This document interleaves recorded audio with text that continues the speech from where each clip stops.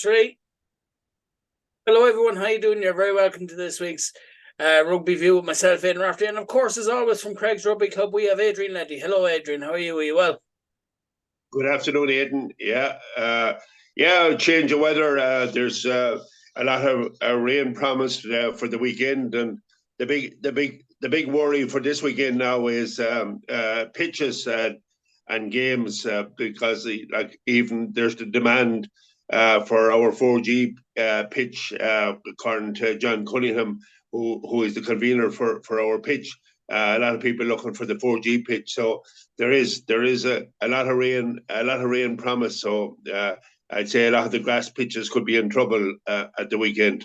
And of course, that as a result puts pressure on the 4G pitch. So I suppose maybe kickoff times might have to be rearranged and things like that. But I suppose we'll do as we always do every week. We'll kick off with the most important part of any club, I suppose, the future of any club, and that's mini rugby. So what's been going on in mini rugby in Craig's? I'm sure there was blitzes and that happening over the weekend, or there is blitzes coming up. Just I did mention the weather. The weather had an effect in another way at the weekend with frozen pitches. The games at Westport had to be called off, and also the blitz with the mini rugby in Monterey was called off as well. So between fog and frost, and now the amount of rain that's promised, it is putting pressure on pitches. And you wouldn't think that mini rugby players would do much damage to a pitch, but if you put in mass numbers on grass pitch, I tell you, it'll be fairly black by the time they come off. You know, they'll be fairly black themselves, but they'll be the pitches will be rightly ploughed up as well. So. But in saying that, our under 12 boys and girls went to Galway with Galway Bay Rugby Club, hosted them, and they had a great outing there. And you know, they were met by international players and all in Galway. And again, we have mini rugby players going to Galway this evening. For the European Cup game with Bordeaux. So that's great outings for these young people to meet their idols and in the sports ground. And now there'll be Bundyaki would be busy signing autographs with a lot of the Craig's lads this evening. Mark Hansen and so on. But again, it's an enjoyable occasion. We do get a great feedback from the parents of the young boys and girls that are brought to the sports ground, that they really enjoy the experience. And that's what it's all about. It's all about the game, and it's all about enjoyment and what they get out of the evening out, whether it's the bag of crisps or the Coke or whatever it may be. Just to have a nice outing to Galway. So let's hope that the weather isn't too bad for them on Saturday or on Friday, this Friday in Galway. So that's what young lads have to look, and boys and girls have to look forward to this weekend. So there's no blitz in Craig's at the weekend. They're just going to have training, and then they will have. The following week they'll have the final blitz before Christmas. Maybe Santi might appear as well. And I suppose the thing that really makes the experience and you get it from players in all sports, be it soccer or Gaelic or whatever. That's love that the players have for kids, and they love spending time with kids and giving the kids the experience. And I suppose they realise that.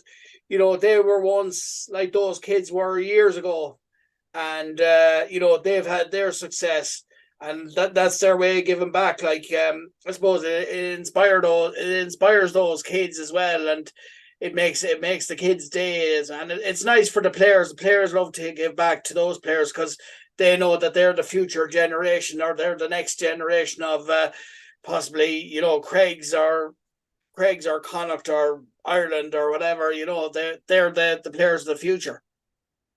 Oh, absolutely, and that's so important. And as well as that, a lot of the players have families of their own at this stage as well, and they understand that from their own family point of view, the importance of it. And it is lovely to see players interacting with them even after playing a hard game, that they just take the time out to, whether to shake a hand or to sign an autograph, or some of them loves to have their autographs, players' autographs on their jerseys signed off, and they're all coming with their pins and all.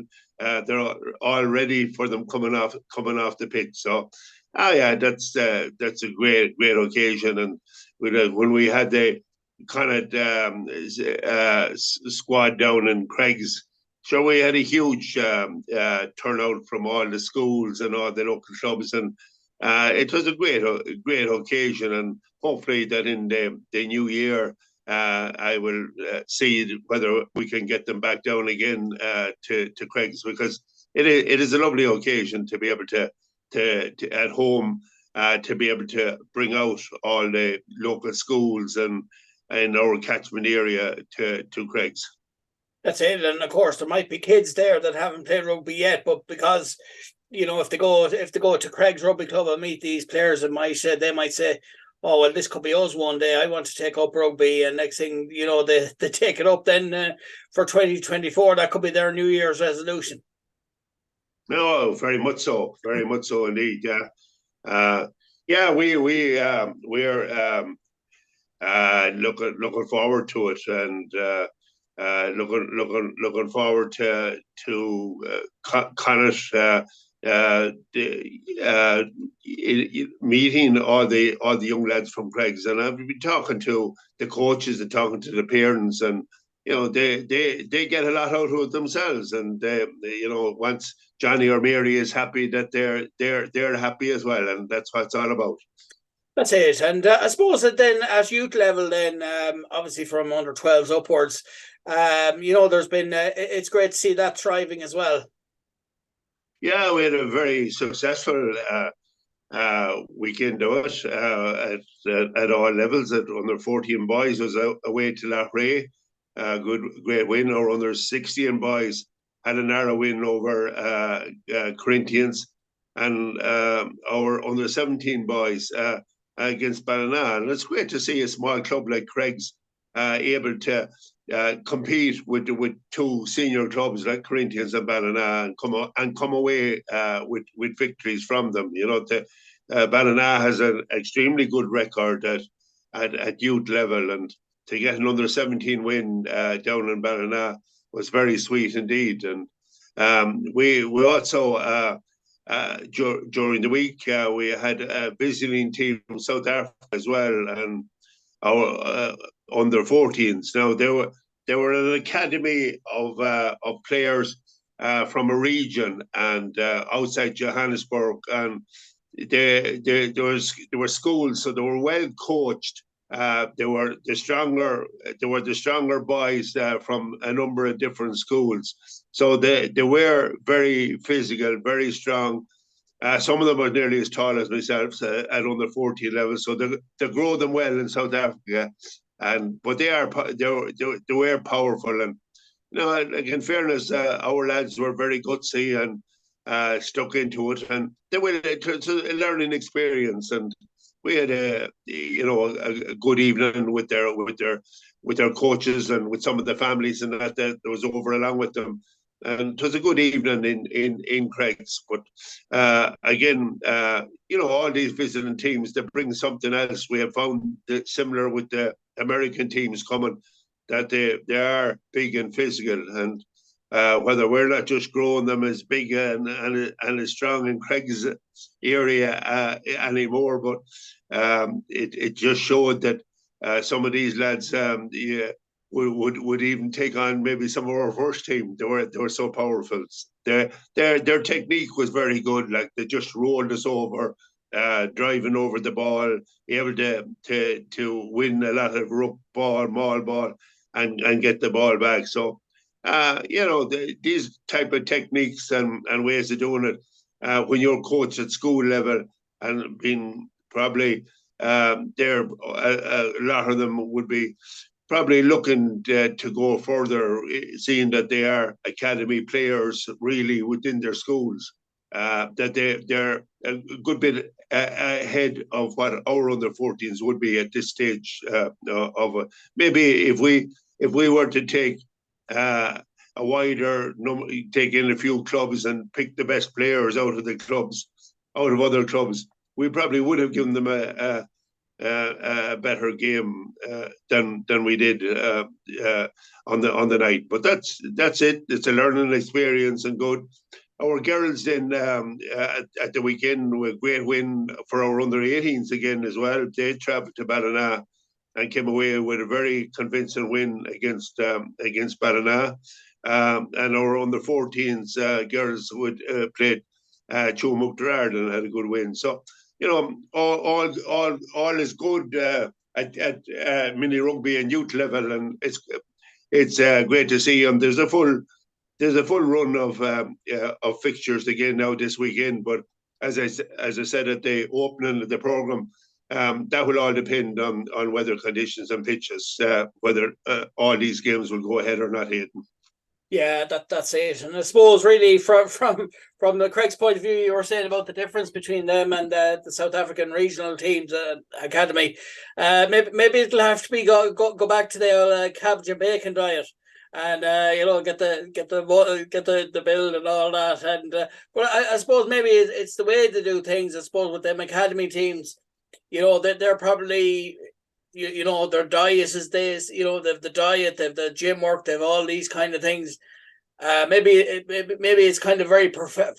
They have a different way of doing things maybe over there, or maybe that could be, or they develop the players differently.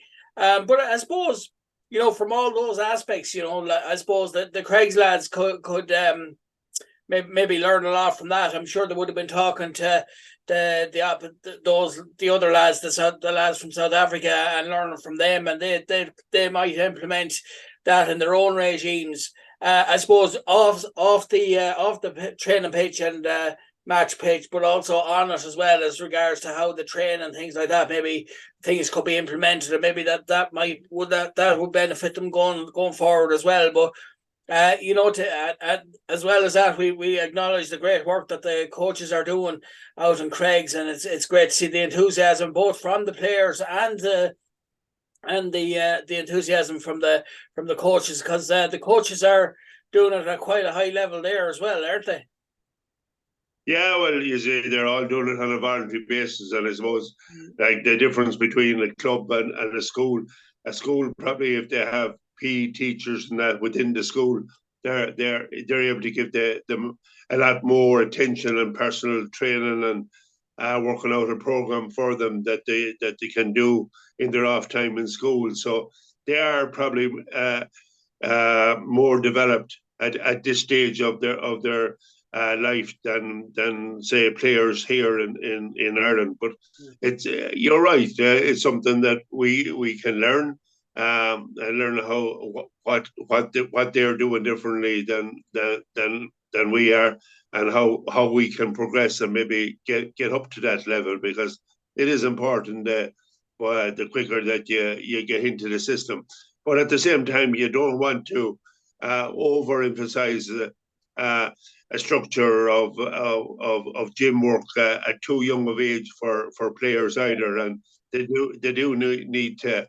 It's not all about winning. It's all about as much as enjoyment and comradeship and what they do learn, and that they're playing at that level. So it's important to keep your focus right as well. And I wouldn't like to see a lot of younger players in pumping weights and that they're in local gyms either. So I'd be a bit concerned to see that happening. So the other on the senior level, then our women had a game against Westport, We had probably 9 women playing that would nearly be their first game of rugby or the second game of rugby. But Westport is more of a seasoned team. They have been together for some time. We're only starting up a senior side in Craig. So it was a good game, a good experience. Now, Craig's come out the wrong side of it in relation to the scoreline. But again, as I say, it wasn't all about the scoreline. It was about participating, getting involved, getting a team on the pitch. And for them girls to learn from their mistakes and hopefully that by doing that we can progress, and if they continue training the way they are from now over the Christmas period, they will improve coming into the new year. That's it, because I saw the article actually on the Craig's Rugby Club website, and I just liked and commented, and I shared it on the Rosfm Sport Facebook page as well. And I did put in a comment on it, say, like, the results, just like what you had said, the results maybe would have been nice or whatever, but the more important thing was getting the girls out onto the pitch and getting them playing rugby. And, look, from every match, there's positives and negatives, positives that you can build on, negatives that you can learn from. So there really, when you kind of think of it that way, there's no kind of negative stuff. You're either learning or you're building on what you've seen. And I mean, having played that first one, it's a great experience, and they can build on that and then take it into their next one when their next game is on, and improve on that. And sure, incrementally then, match on match, they'll be improving. Now, whatever rate, that depends. But the key thing is that they are learning from each game and improving. And look, the rate doesn't matter so long as they get there. It's like the snail goes nice and slow. But to Jerusalem, but eventually he gets there, and that's the key. And but I think the key thing with these girls as well is they have a great attitude and enthusiasm, and that seems to be coming from the games as well. And with that in mind, then they'll have no problem learning and moving on. Yeah, oh, absolutely. That's what it's all about, and let's hope now that they will stick together and work on a lot of their techniques, and that they're between now and their next fixture early in the new year. Last weekend on the men's side of things, the first and seconds had a week off. A lot of training going on now in preparation for the league program. This weekend they take on Tuam at home in Craig's on Sunday. Tuam was the winners of the Collie Cup final on last Saturday in Galwegians. They defeated Dunmore. So again, Tuam are a very good side. They were actually in 2 finals on the same day. Later on that they played their first game in Galwegians. The seconds, their seconds was in a final against Monavea, and they just narrowly lost out by 2 points in that game. So like both games were very close, but like it just shows how strong the player pool is in Tuam at the moment. So our first will have to be rightly switched on Sunday against Tuam, and that will be an interesting game. It will be an important game for Craigs to get a victory in on Sunday, while our seconds travel down to play Carrick-on-Shannon on Sunday also. So again, that will be a good battle, and it'll be interesting to see how our development side is progressing. They had a good win against Our Ladies Boys Club in their last game. So let's hope that they will continue to do that against Carrick-on-Shannon this Sunday. And you were just saying there about how what a good team Tuam are, and and how focused, obviously quite rightly, that the Craig's first team will have to be against them. But I suppose in their preparations for this week, and ahead of that match, what are the little things that you think that maybe I suppose that the Craig's Rugby Club, the first team, will need to be aware of and need to, I suppose, nail down. And I suppose more so the key in any game, I suppose, is a good start. Yeah, absolutely. I couldn't agree with you more, and that's where we lost out against Connemara. We gave Connemara a 10-point start, so we wouldn't want to do that against Tuam. So it's important that we're heading out on that pitch, that we're properly focused, focused from the very start, that we get stuck in, don't give an inch to Tuam. And the important thing is that our forwards will have to be fairly aggressive and fairly upfront against the Tuam pack, because the Tuam pack are a very strong outfit. So if they get good ball in the pack, for their back line, it could prove difficult for Craig. So it's important that our forwards get into it from the very beginning and stamp their authority both in rucks and mauls, lineouts, scrums, and overall. That we need them to be involved in, and also that our defence stands up and puts in the tackles. We don't want to see anybody out there hiding on Sunday. That we want to see all players fully taking part in the game. And I suppose, like, physically, both with regards to the physicality stakes, but also the height stakes, would you say that they're kind of even Stevens in that way, or have Craig's got an advantage in one thing more so than the other against Tuam, or how do you see that happening, or what are your thoughts on that? Yeah, well, I can see it being a fairly even game. I can't see a lot in it.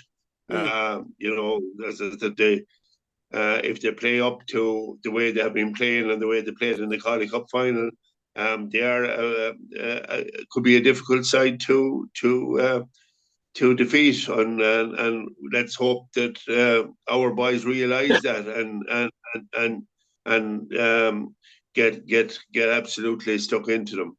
And I suppose that they'll probably, like they have with any of the teams, I suppose, that they'll be coming up against this year, they'll know a certain amount of the players anyway as well, and they'll have a fair idea of what they're like as well. Like, I mean, the players individually.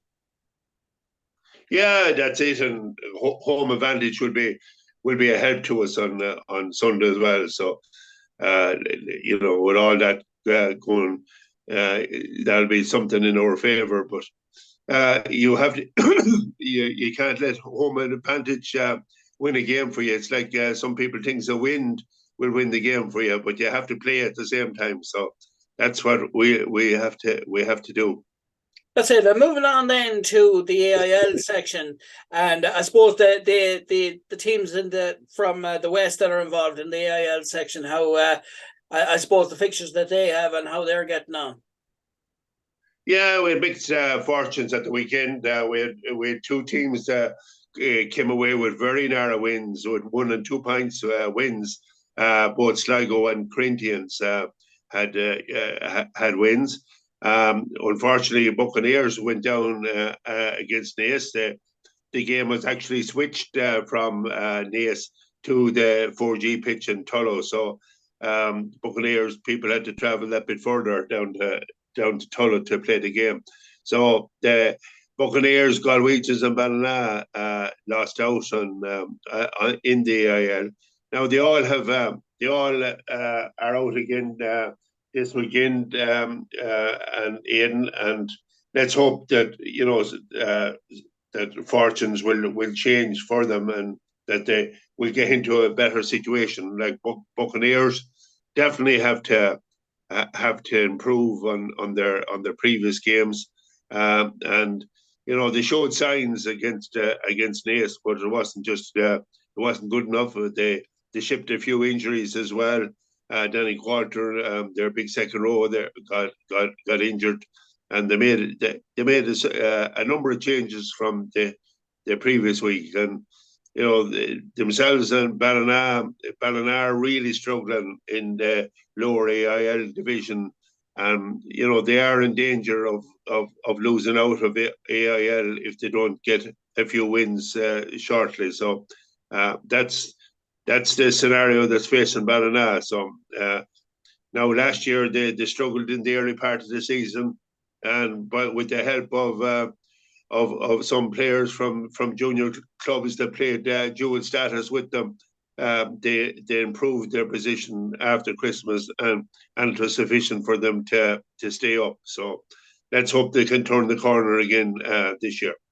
That's it, and we'd like to wish all the teams all the best of luck this weekend. And I suppose that takes us on finally to Connacht Rugby. You just said there earlier on they're playing Bordeaux in the sports grounds this evening, so that should be a great game. I suppose there's something special. Well, obviously the EuroRC is a great competition as well, but there's something special about a European night in the sports grounds, isn't there?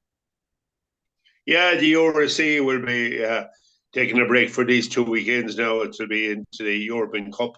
We had a fantastic cliffhanger in Galway last Saturday evening against Leinster, and we were all singing the fields of Athenry and even Christmas songs with 2 minutes to go, thinking we had it in the bag.